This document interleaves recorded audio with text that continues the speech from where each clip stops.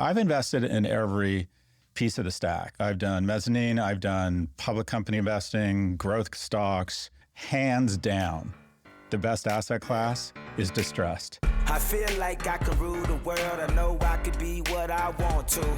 I put my all in it like no days off. On the road, let's travel, never look. I heard you say something recently, and I think this happens to us, and it happens to you. I would have to imagine you get pegged as just like an influencer or a thought leader. In reality, you've built a lot of amazing companies, and you talked about something the other day that you were with Michael Lewis, and at the end of the podcast, you guys barely mentioned this, and it was like pretty astounding.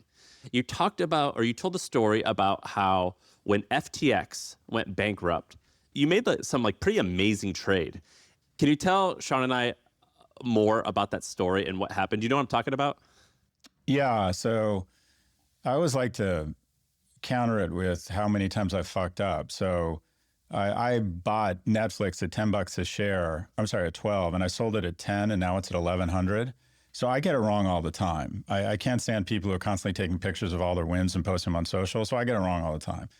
This one I got right, and that is, I'm that guy who reads bankruptcy filings, and I read the FTX bankruptcy filing, and essentially they list all their assets. And when you declare bankruptcy, your creditors come in and say, all right, we're going to take all the assets, we're going to sell all the furniture, sell all the companies, sell all the IP, whatever we can sell, and then we'll divide it up and give it pro rata to the creditors based on the claims they have. There was approximately $8 billion in claims against a bankrupt FTX. And I went through the list of assets, and one of the assets was they had said they'd made a $500 million investment in Anthropic. And I thought, wow. I looked when they made the investment. For the life of me, I couldn't find the valuation. I assumed the valuation was at about $5 billion, so I thought they probably own about 10% of Anthropic. It was trading, I estimated it was worth around $40 billion, so I thought, okay, their stake in Anthropic is worth 50 cents on the dollar. In other words, creditors claim $8 billion in claims against the company, and I believe that stake in Anthropic was worth probably $4 billion. So I thought, okay, eventually the creditors are going to get 50 cents on the dollar just on the Anthropic shares. At the time I started, at that time, you could buy claims against a bankrupt FTX for 22 cents. So I bought $10 million worth of claims for $2.2 million. And it's better to be lucky than good. Crypto took off. Everything they had invested in went crazy.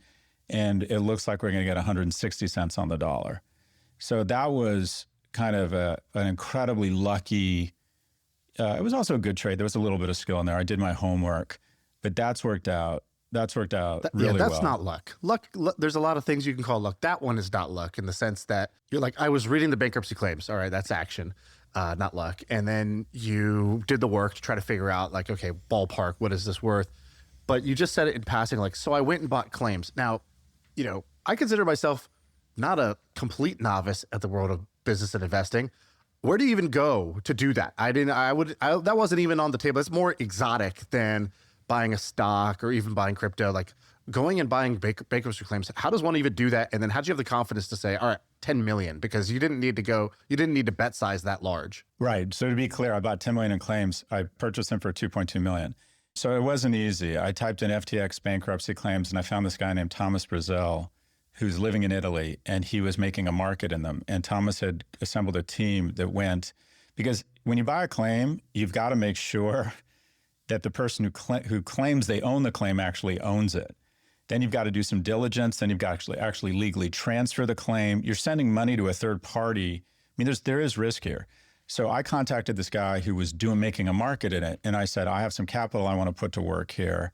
I'll give you 10% of the upside if you go buy these claims. And so he would, every 48 or 72 hours, say, I found a basket, or I found a claim of $383,000 and they want, $90,000 for it. And I'd say, great. And I'd press, yes. And he'd buy it and then transfer it into an account of mine. It did take some real work. So this guy basically made, he basically at the time got like $200,000 worth of claims if you're giving him 10%. And then sounds like it went up about 8x from there. So this guy made $1 million just brokering these FTX claims in a way for you. Well, he did, it was a lot of work though. So Thomas is going to make, I mean, these are famous last words because the trustee hasn't distributed the funds yet, but it looks like we're going to get $15 million off of $2 or $2.5 million investment, $12.5 million. He's going to make $1 million. But what he did was real work because he has a lawyer and people following up and doing diligence. And if it sounds sketchy, like, okay, this claim doesn't seem real, or it feels like maybe this person sold the claim to multiple parties, that happened to us. There was a kid in Italy who had sold the claim to us and sold it to a large hedge fund in the Bay Area. I had to go to the hedge fund and they said, oh, this is too bad. Let's just split it. It's gone up since then. And I'm like, well, no, who got the claim first? Who filed it first and got recognized? And it was me. And I said, fuck you. I want 100 I want all of it. I didn't use those words. They seem like fairly nice people. But he was doing real work. But this was, I like this stuff. And the lesson here of all the assets, I've invested in every piece of the stack or every part of the capital structure. I've done seed. First off, I've founded companies, so that's the ultimate seed. I've done seed stage investing, venture, growth, late stage. I've done mezzanine. I've done public company investing, growth stocks, mature companies, and then I've done distressed investing, where I've brought companies or partnered with someone smarter than me to go find claims against a bankrupt company or bring a company out of bankruptcy. Hands down, the best asset class is distressed. And it goes to a very simple notion in investing. The sexier an investment, the lower the returns. Venture's sexy. Everyone wants to hang out with Tom Brady and Gisele. No one wants to hang out with old people.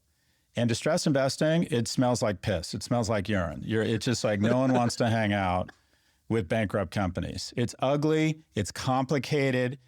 It reeks of death everywhere. This thing didn't work out. Do you remember? It looked like FTX. It looked like if it's trading 22 cents on the dollar, the market is saying this might all be worth nothing. Yeah. So I have found generally the sexier the asset class, the lower the returns. And if I was just an economic animal, I'd go back and learn a lot more about distressed credit. The biggest win I've ever had was bringing a consumer company out of bankruptcy. I partnered, I have a friend, Jason Mudrick, who runs a distressed credit shop called Mudrick Capital, and we 30X'd on an event. Granted, it was 6 years and a nightmare, and we almost went to zero 2 or 3 times. But we ended up, that was my best investment ever. Yeah, which one was that? This is like the only nerd podcast on earth where we are like, oh, that's our sweet spot. Tell us this story. Okay, but I always have to match it with a loss. I'm in Oddity, which is this amazing AI beauty company. I own, I don't know, a decent amount of shares. And I thought, I need to generate some income here. I was bored, so I sold covered calls, way out of the money, right? To try and collect rent. So stock's trading at, I don't know, 40. I sell calls at 50 to generate some income, meaning that as long as it doesn't go above 50 in the next month, I'm fine.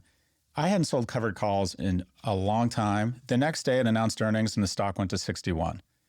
So I've literally left like $2 million on the table selling covered calls, trying to generate income off this thing. And I should have been smarter. I should have done a little bit of research, known that earnings were coming up, and known this is a great company and they're going to do really well. So in the last week, I've literally like puked $1 million for no fucking reason because I didn't do due diligence. All right, everyone, really quick. This is the third time Scott Galloway has been on MFM.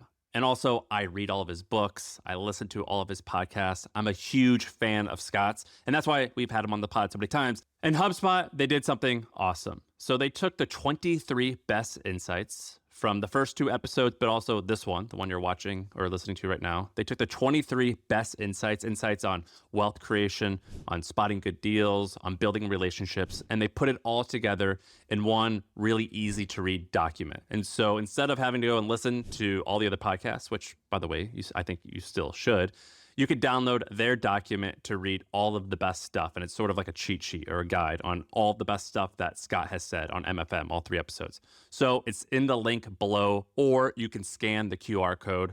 But check it out. It's in the description. Enjoy the rest of the episode. Anyways, the company was a company called NJOY. And my mother died of a smoking-related illness. And a couple of my buddies said they were using a vape to get off of nicotine. This is like 8-10 years ago. And that they had quit smoking using this thing called NJOY.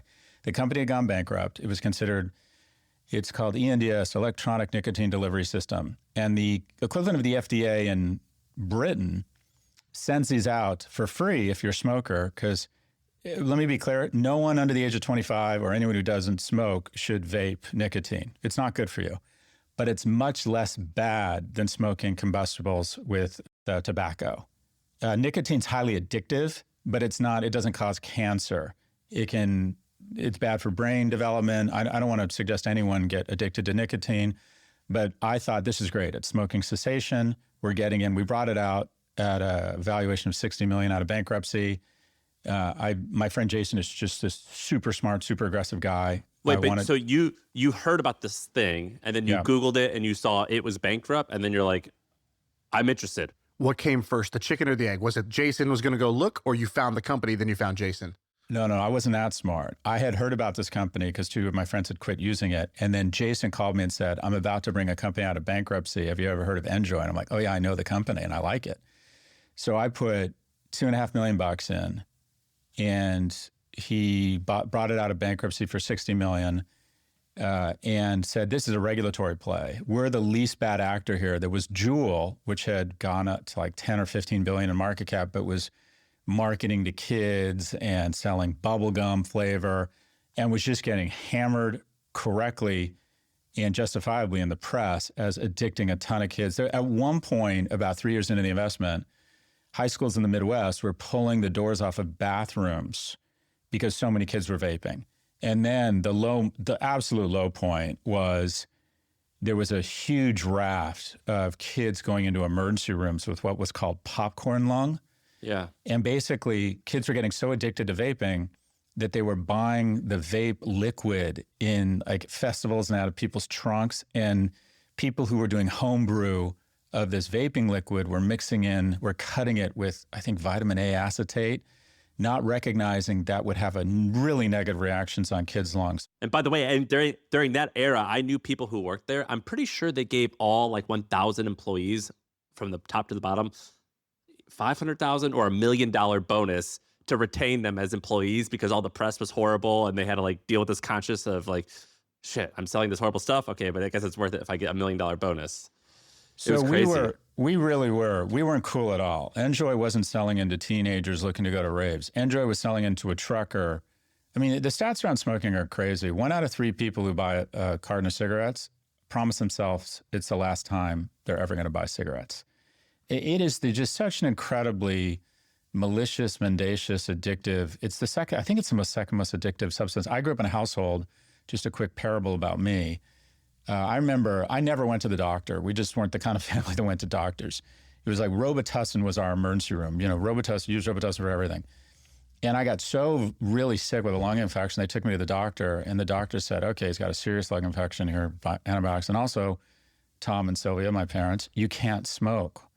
So on the way home, we rolled down the window so they could smoke on the ride home. And then my dad went in first, got a wet towel, stuck it under my door jamb, stuck me in my room so they could continue smoking.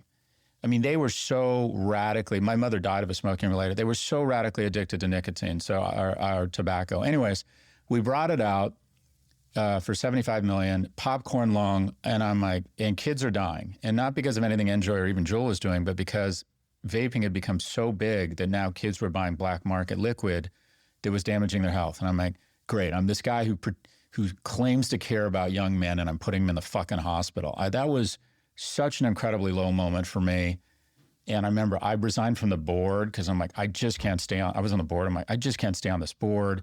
I was on the board of my kid's school and the headmaster was putting out memos warning of vaping. And I'm like, I am such a fucking hypocrite. And I tried to sell my stake and there was no market for it. And Jason and the CEO, Ryan, were real visionaries and said, this is all about an FDA play. We're the best actor in the space. We're selling to people who want to quit smoking, where there's almost no youth complaints of underage people buying in third-party retailers. And they spent about $100 or $120 million, I think, maybe a little less than that, trying to get FDA approval. And they thought if we become one of the 3 or 4 companies that has FDA approval around smoking cessation, this is a regulatory play. Anyways, 5-7 years later, $80 or $100 million, we get the regulatory approval and we sell the company for, I think, $2.2 billion to Altria. So that was a 30X on my investment. Does that mean you turned $2 million into 60? 2.5 into 75. That's fucking insane. I give 25 away though because of my guilt tax. So, anyways, that hands down, nothing was ever like that. In total classic, ton of hair on it, almost went to zero, regulatory play, really unsexy, bankruptcy, just all the shit that you wouldn't naturally, that most people just wouldn't want to get near. It was really, really difficult. And then just all the moons lined up and Altria came in and said, we have to own one of these companies. That's hands down been, other than the companies I've started and sold, which is hard work, as you guys know, that shit's hard. That's really hard. That was the best. And let me match it again with another one. 98.6, this amazing healthcare texting company, preventive care by text message, Costco, big company signing up, $3-5 a month. Anyone in the company can text them, I invested $5 million. It went to zero in 18 months. I mean, I've never lost that much money that fast. Did I hear a story about you doing a bankruptcy thing? Was it with YellowPages or YellowPages or something like that? Yeah, Dex Media. That's probably not my second best, but my third or fourth. Really great CEO, a guy named Joe Walsh. And you're talking about YellowPages, the book. YellowPages, the things dropped on your, on your porch. Amazing business. It's like 600 million in revenue and 280 million in EBITDA, but it was declining 12% a year. It's just advertising? Yeah, the local plumber. There's still a lot of people that in rural parts of America that get a phone book. It's almost gone, but the business still, it's like AOL dial-up. It's like, why would anyone have AOL dial-up? Well, people still do. My mom does. There you go. It's just $20 a month. So again, another Jason Magic investment. I went on the board. I think I invested more there. I think I invested about $4 million. And I really liked that board because I could add a lot of value. I sort of understood the business. And they were trying to transition to become a CRM company because the core asset of the company was relationships with tons of small and medium-sized businesses. And they started selling them calendaring and clienteling software.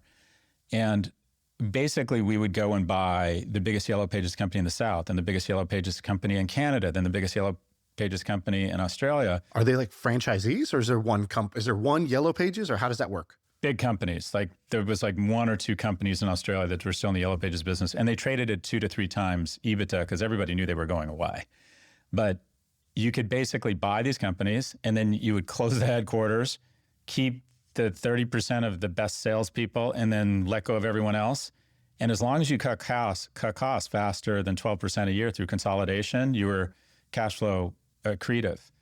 And every year the stock price went up. And then what the management team did that's just staggeringly impressive is they were able to transition from, a YellowPages company to a CRM software company. And they actually did it. So I think we bought in at like $2 or $3 a share, and the stock's now, I don't know, at 15 or 20 bucks. I've already sold my stake. I think I 4 or 5x there. I didn't 10x. But again, what is less sexy than YellowPages, right? And all the shit I invest in that sounds remotely cool. And I think this is a lesson for listeners. If you have financial capital, invest in the unsexy shit. And also, more importantly, your human capital. If you want to be an athlete, a rock star, a musician, an artist, a model, going to restaurants, nightclubs, just be clear, you're going to make a lot less money than someone at that same level of talent in a less romantic industry. If you're just in the top 90% of tax lawyers, right? You're not in the bottom 10, just in the top 90, you can make a good living in tax law. If you're in the top 10% of actors, you make $40,000 or $50,000 a year. I mean, the majority of actors don't make a very good living. The majority, 83% of actors don't have health insurance because they did make $23,000 last year. And that's members of the SAG-AFTRA union who are the best in the world. If you're in the top 10% of tax law, you fly private and have a much broader selection set of mates than you deserve. So just keep in mind, you want to do something sexy? Fine. You better get a lot of psychic return because the financial returns won't be nearly as great as the person in that shitty, boring business who's almost as good as you, but is going to have a much, much bigger return on their human capital. So I agree with everything you just said. But at the same time, I have this like cocky part of me that's like, cool, yeah, but I'll still be in that top 1 or 2%. Right. I'll still get there. And so I'm just curious, are you wired like that? Like, knowing that, you still play like right now, you're playing the internet personality game. That's kind of like a Hollywood, that's like the Hollywood ratio, not the tax law ratio. You're doing these exotic investments when, the math would show us that just being a boring indexer and a compounder that way is going to work better than being a picker. But we do it because we like it. It's fun. It gives us these other returns. Plus, it feels really good to be smart when you get it right. So like even knowing what you know, realistically, if you're 28, whether you know that or heard that, would you do it any differently? Yeah, but just to be blunt, and this is a story of privilege, I have access to deals that most people don't. And this is also going to sound arrogant. I have an undergraduate degree in economics. I was a graduate student instructor in macro and microeconomics. I worked in fixed income at Morgan Stanley. I know more than your average bear about the markets, and I get deal flow that people don't get. People will call me and say, hi, I'm the CEO of this company and it's going public. I would like you to be in the IPO. But when did that happen? I mean, was that happening during the Yellow Page era? Like, I mean, you've been successful for decades, but you've only been popular for what, 8 years, 10 years? It's really just happened in the last 10 or 15 years. If I had it to do again, and what I advise young people, unless they have some extraordinary niche knowledge or access to deal flow that other people don't have, which is almost nobody, hands down going to index funds. And not only going to index funds, but make sure you're diversified geographically. My big theme over the last 6 months, and I've been saying this over and over, is that if you're just an SPY or in the NASDAQ and you think you're diversified because you're in an index fund, you're not. Because I believe the US is going to go flat for the next decade. And if you look at the PE of 26 versus Germany at 22, Japan at 18, China at 14, and you look at the head up your ass, sclerotic, reckless, ridiculously fucking stupid decisions of this administration and how it's undermining our brand of rule of law and consistency, that is going to result in massive multiple contraction. And it doesn't matter how good the company is. If the broader market is engaging, is registering multiple contraction, you can't outrun it. So I have been massively transitioning my US holdings into Asian, European, and also the only companies I invest in have at least 50% of their business abroad, because I think the US is about to go into a 10 or 15 year down cycle. But to your question, would I do it again? If I did it again, what I would do, quite frankly, is I would probably just buy residential real estate for rental. And to me, that's the most, it's not only a good return, but because our society is rejectionist and the entrants always want to come up with a way to make it harder for the entrants. There's been such incredible NIMBYism in America that continues that real estate just gets unnatural lift. And so I think residential real estate over the long term, and there's very few investments you can lever up 5 to 1. There's very few investments you can depreciate at 2 or 3% a year, regardless if they're going up in value. And also just from a mental wellness standpoint, I like the idea of being in investments that aren't marked every day. I check my phone way too much. I check my phone 5 or 6 times a day, and I get all bummed out when my covered calls on oddity, I would have made $1 million more. It bums me. I ruined my day yesterday. Whereas the apartment rental units I own in Delray Beach, I don't know what they're worth today. Maybe they went down 10%, maybe they didn't. But I like, if I had it to do all over again, I probably just would have been taking all my excess cash flow and done massively diversified ETFs in all over the world. And I would have bought more and more residential rental real estate. You said something great I saw when I was prepping for this, that you were talking about the sort of checking your phone every day. You're like, look, if you're, the stock market's a roller coaster right now, and like, there's like a political sort of like circus going on. So it's easy to feel some type of way. And you had a good point of view. I don't know if you said this off the cuff or if this is something you've sort of really thought about, but you were like, you said something along the lines of, look, if you got your health, all right, you already got 51% of the game. If you have your health, I'll start with that. All right, you got some friends, some family, you having dinner with people, like, and you started sort of stacking back up rather than being like, cool, I'm in a mood swing along with the sort of like rolling average of the index. You know what I mean?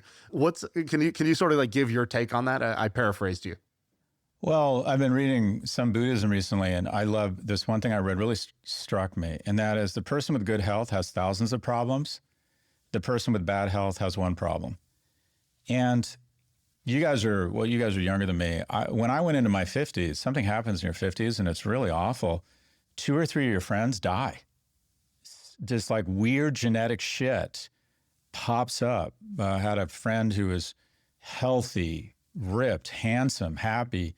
This weird nerve disorder, Barros-Guillain, took him out. Another friend We're in Tulum, 51, having a great time, great life, 3 kids, killing it professionally. A little bump on his head. What is that? Oh, I don't know. I got to go and check it out. It's leukemia, but they think they can get rid of it with pharmaceuticals. I don't need chemo or anything. Oh, it's not going away. I need chemo. Oh, it's come back stronger. I have to get a stem cell transplant.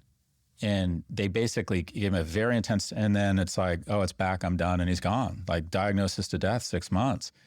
And you realize like, okay, if you're waiting to have washboard abs, if you're waiting to find the perfect spouse, if you're waiting to have more money, don't wait. I mean, really try and take advantage of the moment, tell people you love them, be nice to yourself, be kind to yourself, enjoy yourself, because it's going. I mean, you guys are sort of at the age where time starts to fall off a cliff, but I think a lot about the notion of freedom. I always thought that money would give me the freedom I wanted, and it has given me some freedom from the economic anxiety I've always had, and it's given me a lot of options.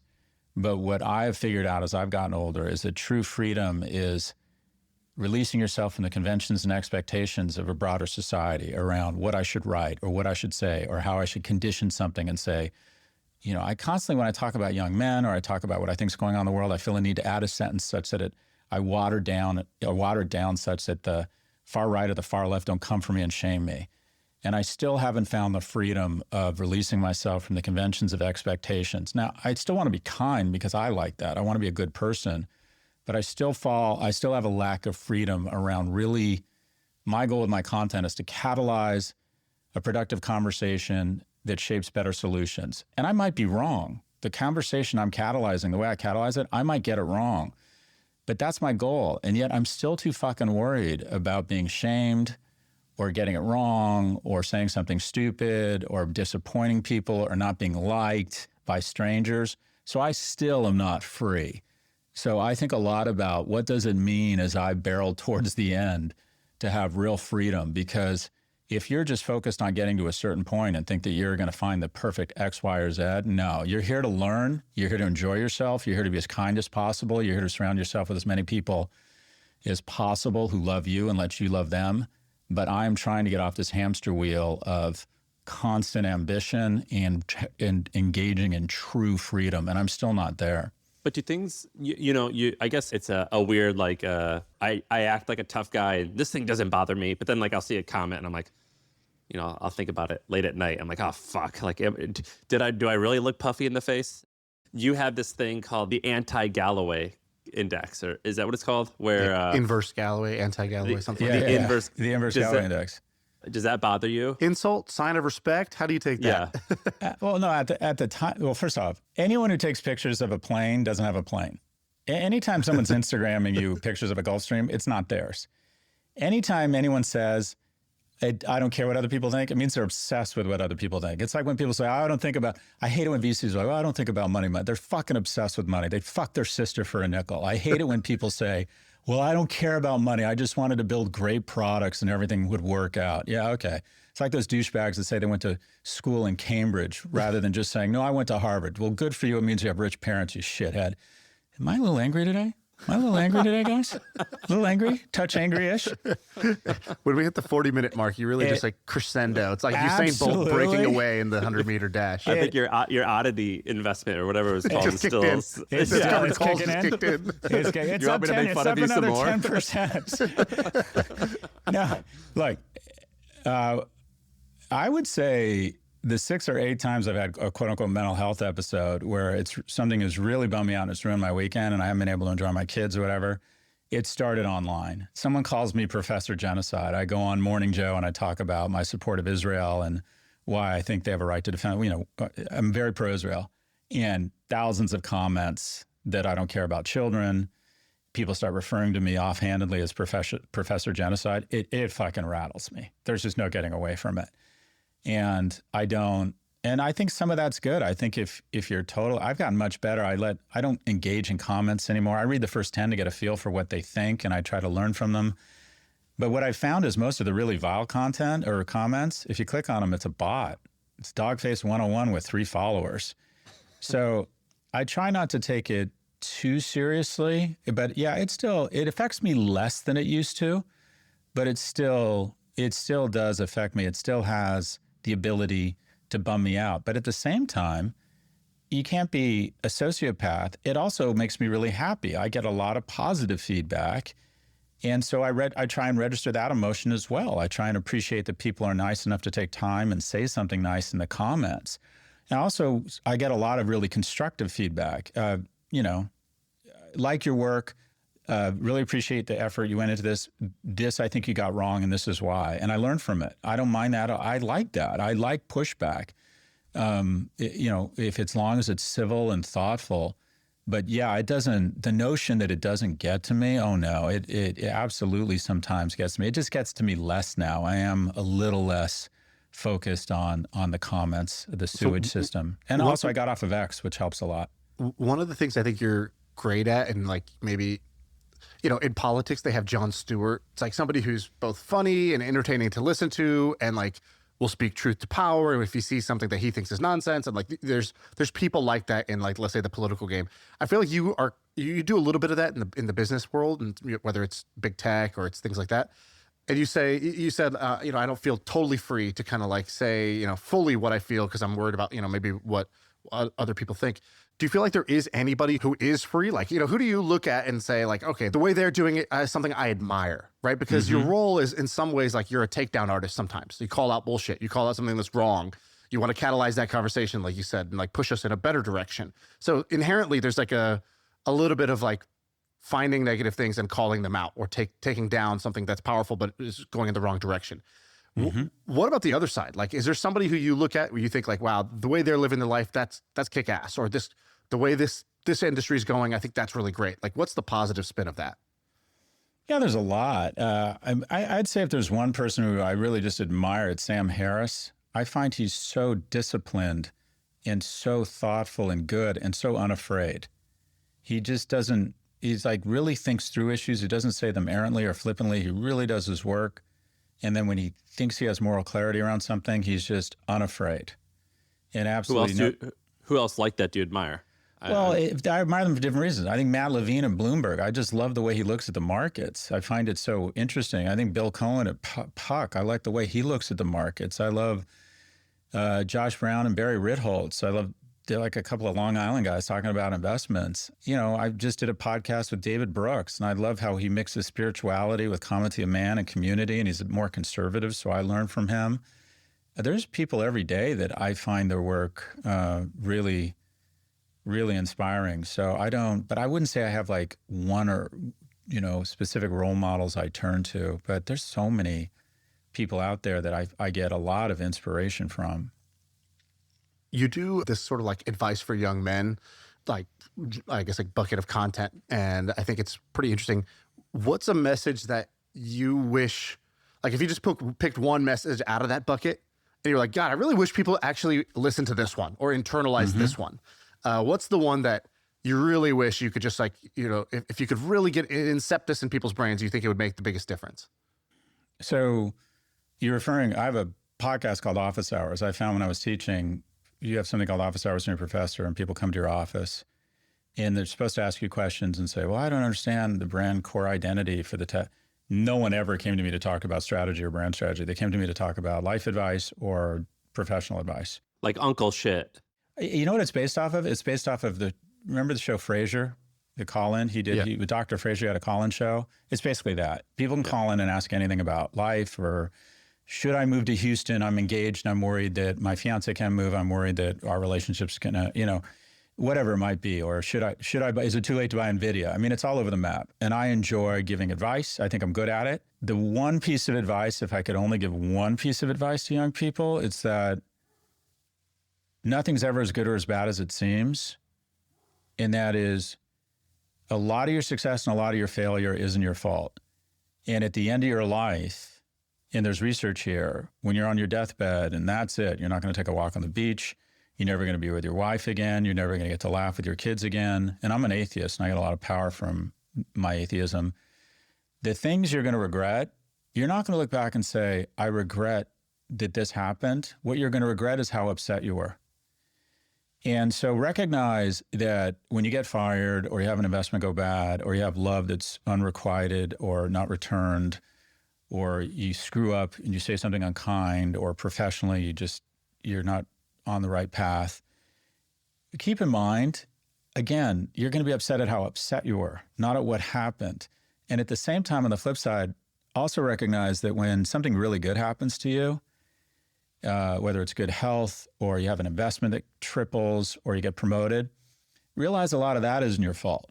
And you're never more prone to a really stupid mistake than after a big win, because you start believing your own press.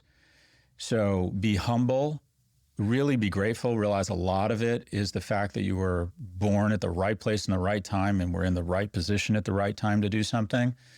And just forgive yourself when things don't go well. Nothing's ever as good or as bad as it seems. Like, try and look in the mirror and say, if you got fired, I can add value to a company. If someone doesn't return your love, look in the mirror, I could make someone very happy. Investments will come and go. I will find good investments. If I keep trying and I'm a good person, I work hard, I will achieve some level of economic security. Because again, it's just nothing's ever as good as bad as it seems. That's the one piece of advice. You're reading Buddhism. You're talking about the end of life. The dog has chilled out. I've listened to you for a decade now. I enjoy this era of your thinking. It's the mushrooms. It's working. I've heard that you're into that, and it's working. Dude, there's a hilarious joke. You know Hassan Minhaj, the comedian? He had this great joke the other day. He's like, he goes, your religious preference is directly tied to how well you're doing in life. He's like, no one loves Buddhism more than like a wealthy white person. He's like, Gwyneth Paltrow, 100%. Loves her some namaste. And then he's like, right. But when you're on rock bottom, welcome to Islam, baby. He's like Mike Tyson when he's going through it. It converts. Like, it's always that guy at that rock bottom that they find Islam. And he's like, I know exactly what religion you have if I know how well you're doing in life. I know how well you're doing in life 100%. If I know your religion. 100%. Yeah, I get it. I want to ask you, I think 3 years ago, I forget exactly when, you were like, ChatGPT, it's more like GLP-1s. Like, that's the thing. And you're a bit early on that. But what other company, brand, movement do you think is quietly crushing it right now that not a lot of people are talking about it? Well, wouldn't that be nice if I knew that? But that's what you do, right? Every year in your newsletter, you make some pretty wild predictions. Surely you have a notes app that you're like writing down ideas on what your prediction is going to be at the end of the year. Well, okay. So I said in 2023, the technology of the year was AI. In 24, I said it was GLP-1. And I pick stocks every year. I forget what I picked over the last few years, but I've gotten, my big tech stock pick for 24 was Reddit. And in 25, my quote unquote big trend or big stock pick is really boring. And that is, I think the rivers are about to reverse in terms of capital flows, and the unprecedented capital flows into the US over the last 15 years. I think those rivers are about to reverse. And we're going to see a massive outflow of capital. And it's already happened. I started selling down my US stocks in Q4 of last year. It's been my big theme for 25. Just regression to the mean is an incredibly powerful force. And we have been on a unprecedented tear for about 14, 15 years. Economic cycles usually go about 8 years. We've been on a tear for a good 14, 15. And my big investment or big theme, if you will, is that you're going to see a massive reallocation of capital out of the US into non-US markets. And the market I like the most is Europe, because if you ask anyone about Europe, they just roll their eyes and go, oh, no, they're fucked. It's a museum. It's overregulated. That's when you invest, is when something's been left for dead. There are really good companies in Europe trading at single-digit PEs. And then in the US, you have Apple, which is not growing. Apple grew 1% last year, and it's at a PE of 36, I think, or 34. So it's trading like a growth stock, and it's not, it's a mature stock. So my big kind of theme is not, I don't know my technology that I really like was nuclear, and then I did more research on it, and people are like, nuclear is going to take 5 to 10 years to come online. It's more LNG, it's more liquid natural gas. And then I realized it was over my head talking about energy. So my thing here has been basically that you're about to see an enormous transition massive multiple contraction in the U.S., where we go from 26 to the high teens, maybe even lower. And you're going to see other markets outperform the U.S. That's my big theme, and that's what how I'm reallocating my capital. I'm going to be almost, in terms of public stocks, I'm going to be almost entirely out of the U.S. market within 3 or 4 months. Does that mean you'd be owning? I know you talked about a lot of your public holdings being indexed. Does that mean you'd own like a global market fund, or you'd be owning a European index? What does that mean? No, because it's sort of like what you were saying, that I can't resist picking individual stocks. I'm an investor, and this is a very risky one. I invested in a company called Vertical Aerospace, which is a VTOL company, vertical takeoff and landing. And my thesis is that generally you're going to have multiple expansion in the UK or in Europe. I think the last mile of transportation is, I'm fascinated with aviation. I think the last mile is the problem to be solved. Helicopters are this dirty, dangerous technology that just shouldn't be around.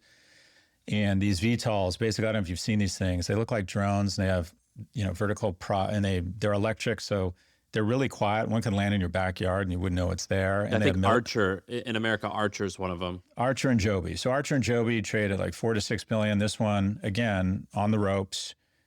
Went in with my same friend, did a pipe. It's got like, I think, a $300 or $400 million market cap.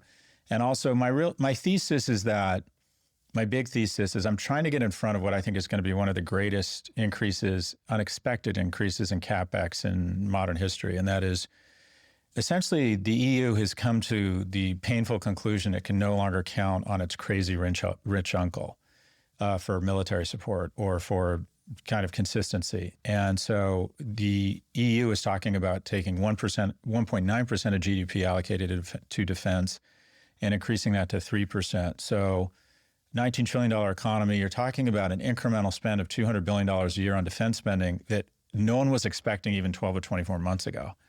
So I'm looking, and by the way, defense stocks have already ripped. It might already be too late. The few defense stocks in Europe have already dramatically overperformed. But I think that I think that additional spending is going to be stimulative. And also there'll be some technology spillover, which I think will help the tech sector. And I think inspire sort of an upward spiral in some European stocks. So I'm an investor in this company called Vertical Aerospace. I'm an investor in a fund called Atlantic Partners that finds small and mid-cap special sits in Latin America and Europe, because I think big cap growth has taken all the returns for the last decade, and I don't know how long that's going to last. So I try and spread it out. Ray Dalio said something that was really powerful, that the key is to try and find 12 positive income streams that are not correlated.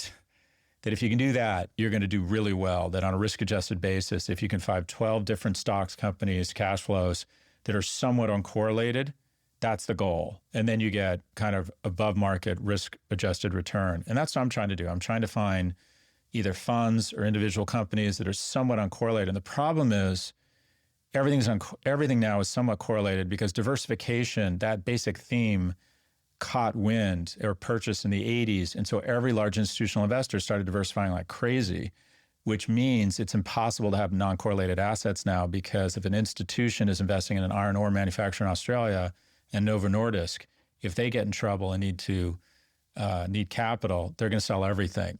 And so basically we're all kind of interconnected right now. So the recognition of diversification has made it more difficult to diversify. But I'm buying both individual stocks, co-investing with friends and VCs. I'm an investor in 2 Israeli companies. Do you have a target rate of return? Are you like, I want to compound at 15%, 20%? Do you have a target, and do you actually track it for yourself personally? My target is I just want to be a baller. What does it take to do that? Same. I don't. How does one ball? How does one ball, Scott? Yeah. Does it start with not asking that question? Yeah, that's right. That immediately outs me as not a baller. Yeah. I'm going tonight to some British hotspot or some hotspot in London, and the doorwoman lets me in because I think she thinks I have more money than I have. So I need to catch up to her expectations of me. I need the perception of me to catch up to the reality to catch up to the perception. You should ask her, like, how much money do you think that I have? So I know I need a target. Yeah, I need a goose to chase. It's like when a woman returns my eye contact at a bar. I'm like, she's thinking I'm rich. Anyways, I'm not that thoughtful. What I loosely try to think, I'm now at the point where I'm not looking to get rich, I'm looking to not get poor. So I don't think of returns, but I want to find good investments and good assets. And I want to make sure that I do a lot of what they did in Sarbanes-Oxley. I do a lot of stress testing on my portfolio. I'm like, okay, what if the NASDAQ got cut in half tomorrow? What would that mean for me? What would happen if there was a real estate crash? My biggest investment, and we haven't talked about this, hands down, my biggest personal investment theme is that I think income inequality is only going to get worse. And I've been saying this for a long time. I think it's terrible, but I think it's only going to get worse. I think the money has totally washed over Washington. We now have a president who's opened a meme coin, which is essentially a Swiss banking account where anyone could put money in. Oh, by the way, congrats on your the 500K membership you bought to the Trump Friends Club or whatever. Oh, yeah. The ambassadors, the douches and doucheville. For 500K.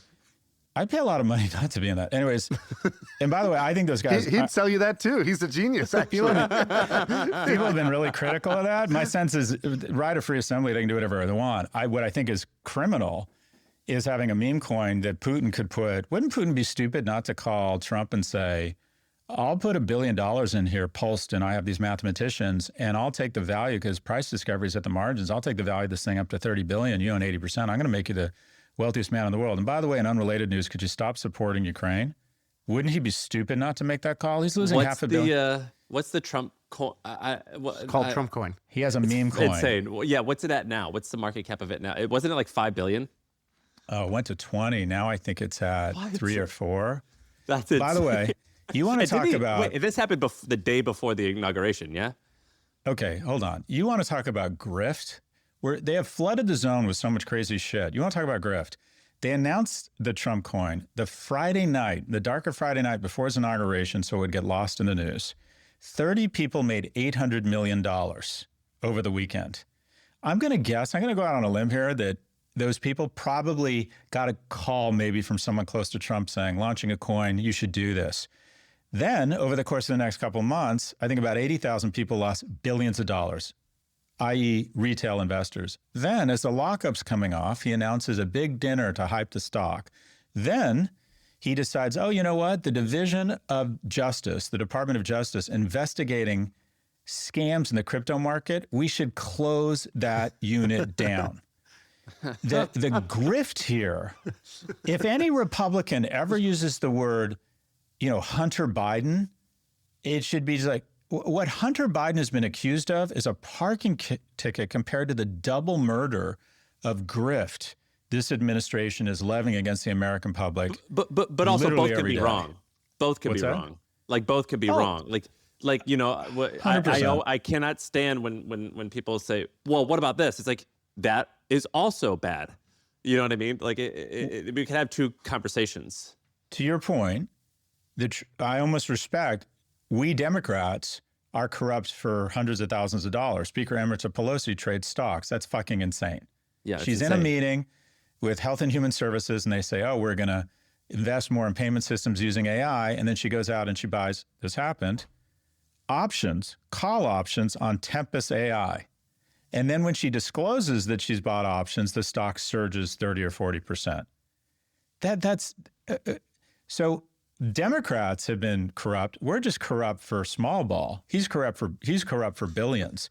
And the damage she does in terms of reducing Americans' confidence in the market is bad.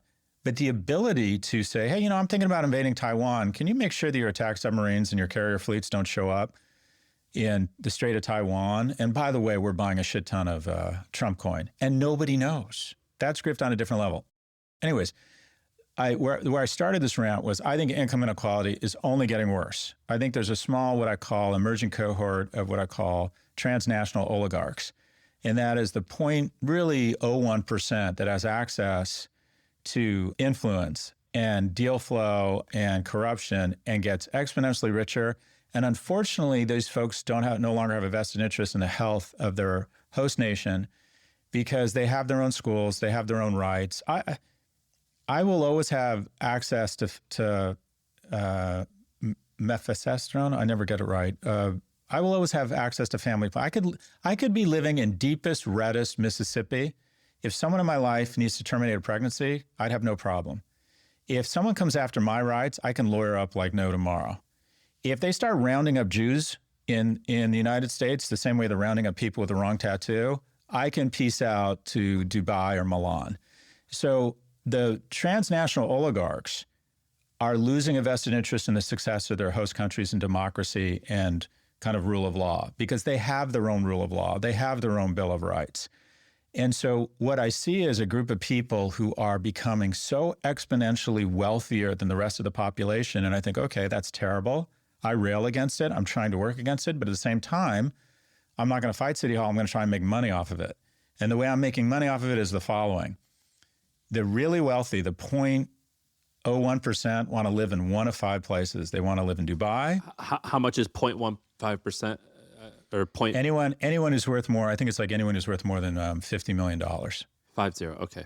Okay, so, but by the way, the number of millionaires in the United States has doubled since 2020. The number of billionaires has gone from 500 to 2,500 in 10 years. Yeah, I mean, doesn't something like the 15%, the top 15% is millionaire? Like, or I mean, it's something like where it's not like that. That is when we started the podcast, so it kind of. But makes I'm not sense. even talking. I'm not even talking about millionaires. I'm talking about people. Let's look at billionaires.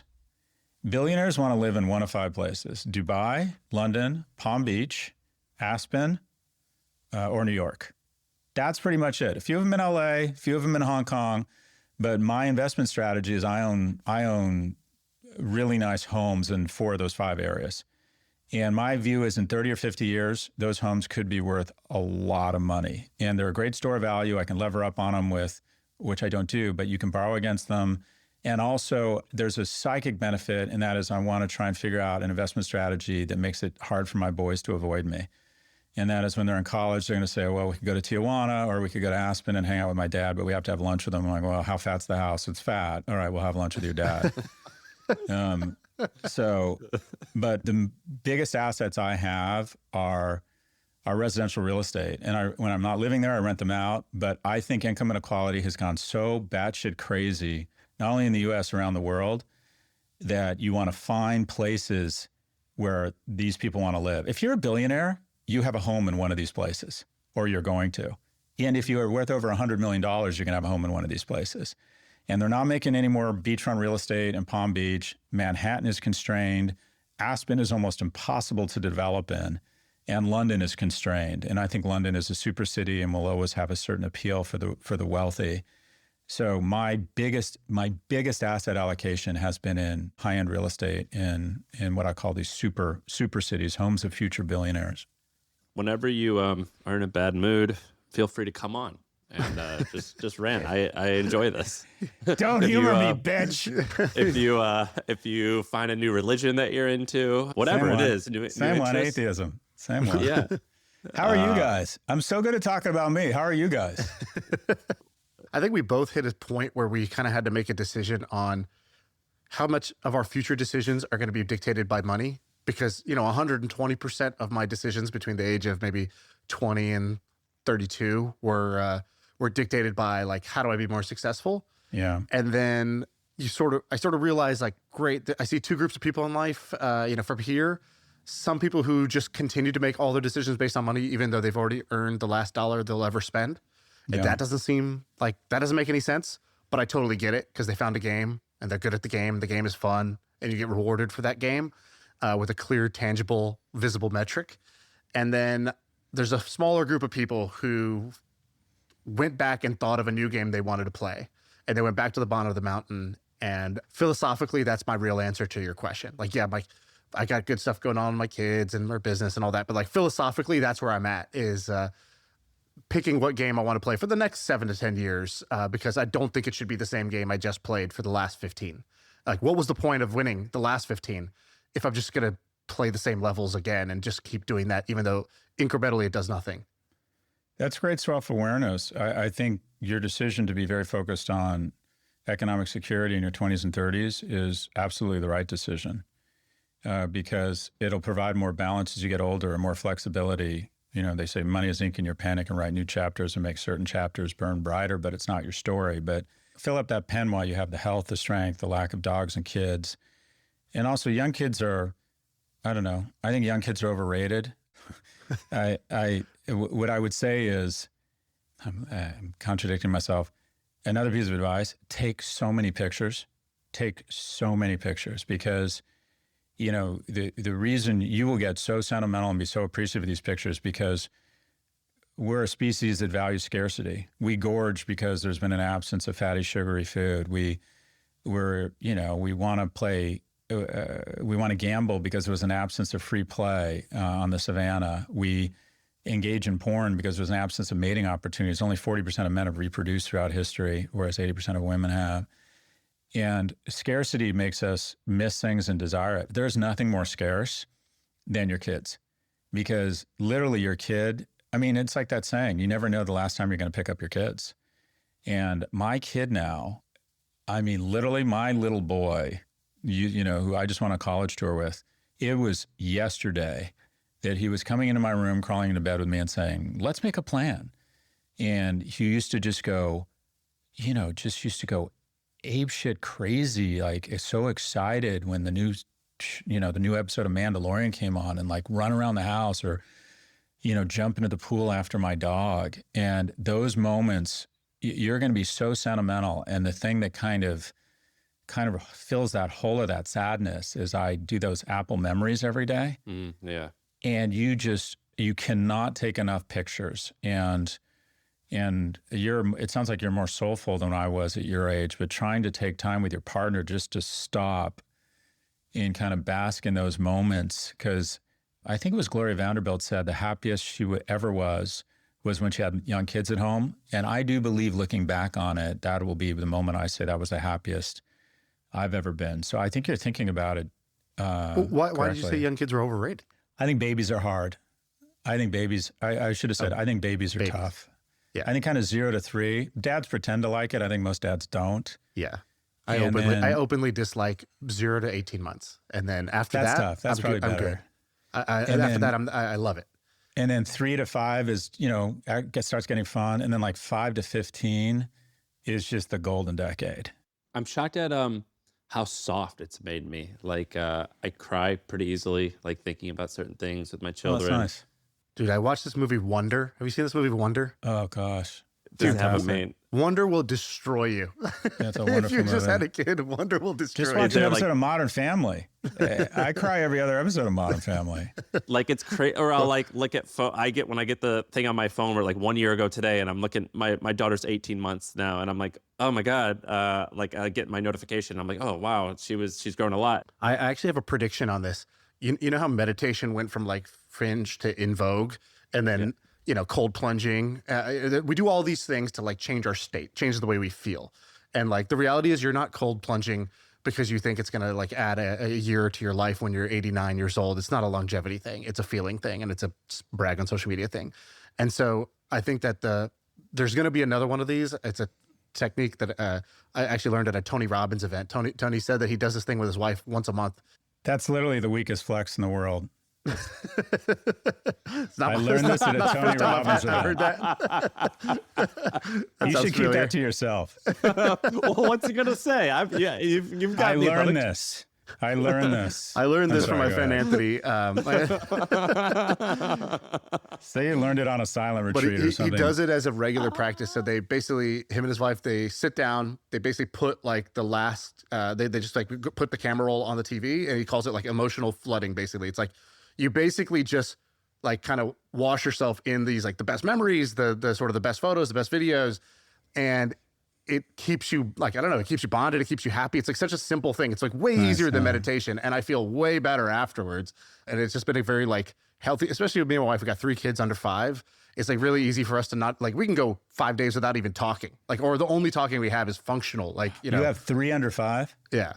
Oh, And you're so- in Vietnam right now. That's hand-to-hand combat. Yeah, so this is what's keeping us alive. You know, like I'm sure the guys in the bunkers like had, you know, things that they did to feel good too. This is what Oh, I you're do. just calling her like your roommate? My roommate and I got to go handle these rough. kids. But just to end on a sour note, because I'm you know, glass half empty. Stay on brand. Yeah, you're right. What the three We almost outed you as like a happy, good dude.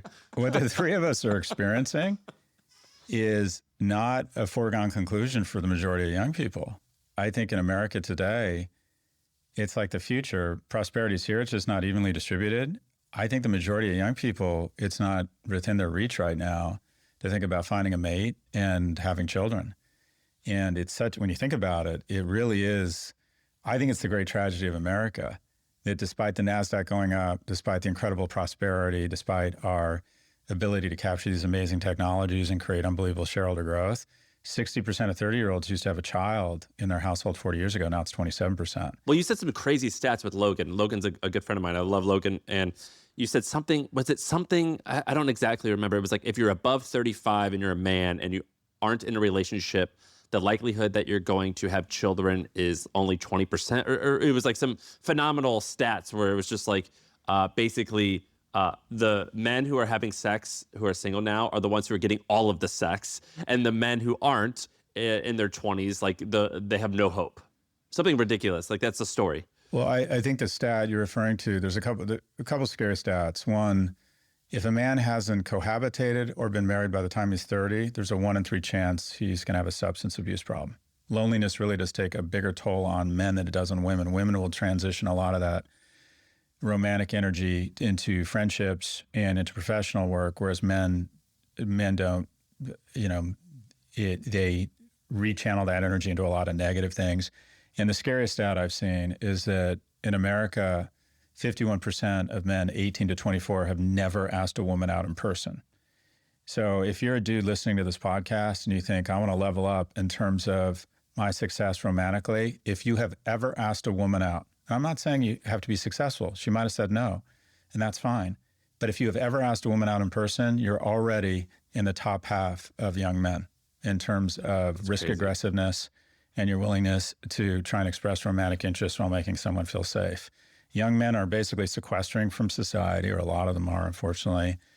And the fact that old people have figured out a way to vote themselves more money, the fact that corruption is now gone on full tilt and a smaller number of people are aggregating all the spoils, means that a lot of young people just no longer really have the viable option to A, find a mate, and B, should they find a mate, have the economic viability to have a kid and experience what the three of us are experiencing. I think that, in my view, that the unifying theory of everything, I think a lot about politics, should be a series of programs that help anyone under the age of 41 meet people, more third places. They need their version of The Game. When Shaan and I were 14, The Game, the book, came out, and like every 14-year-old read this book called The Game. It was about pickup artists. And it took a whole bunch of internet nerds like us. God, have you never read this book?